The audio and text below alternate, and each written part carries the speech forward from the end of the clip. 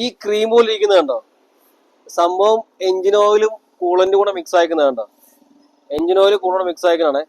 വണ്ടി full radiator കാലം കഴിച്ചു വെച്ചിട്ടുണ്ട് കണ്ടോ? ഇതാണ് അവസ്ഥ.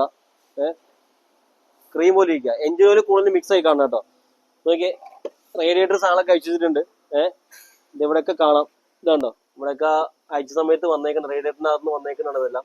എഞ്ചിൻ ഓയിലും കൂളന്റും മിക്സ് ആയിട്ട് ഒരു ബ്ലാക്ക് ഷെയ്ഡിൽ ഒരു ചാരത്തിന്റെ കളറിലായിട്ടുണ്ട് കേട്ടോ. ഇത് കംപ്ലൈന്റ് എന്ന് വെച്ച് കഴിഞ്ഞാല് ഹെഡ് കംപ്ലൈന്റ് ആയതൊന്നുമല്ല കേട്ടോ. സംഭവം ഓയിൽ കൂളർ കംപ്ലൈന്റ് ആയതാണ്. കണ്ടോ?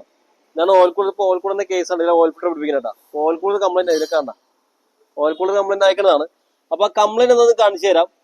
ഓയിൽ കൂളറിന്റെ കൂളർ വരുന്ന ഭാഗം കംപ്ലൈന്റ് ആവണം എന്നിട്ട് ഞാൻ കാണിച്ചു തരാം. നല്ല സൂക്ഷിച്ച് നോക്കിയാലേ കാണാൻ പറ്റുള്ളൂ.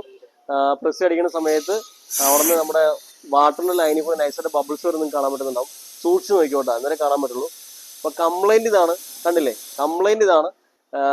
നമ്മുടെ ഓയിൽ കൂളർ കംപ്ലൈന്റ് വന്നേക്കുന്നുണ്ട്. അപ്പൊ ഇത് ഇനി പണിയണം, നല്ല പണിയാണ്. കാര്യം വെച്ചാൽ ഫുൾ ആയിട്ട് ക്ലീൻ ചെയ്യണം. ഇപ്പൊ റേഡിയേറ്റർ സാധനങ്ങൾ ഇനി കൂളന്റ് പോകുന്ന areas full engine oil coolant mix ആയിട്ടില്ല. എഞ്ചിൻ ഓയിൽ കൂളന്റ് മേലെ മിക്സ് ആയിക്കണം കേട്ടോ. അപ്പൊ ഇനി കംപ്ലീറ്റ് ഏരിയ അഴിച്ച് ക്ലീൻ ചെയ്ത് വൃത്തിയാക്കി എടുത്ത സംഭവം ഒക്കെ ആവും കേട്ടോ. ഹെഡ് കംപ്ലൈന്റ് ഒന്നല്ല, ഓയിൽ കൂളറാ കംപ്ലൈന്റ് കേട്ടോ.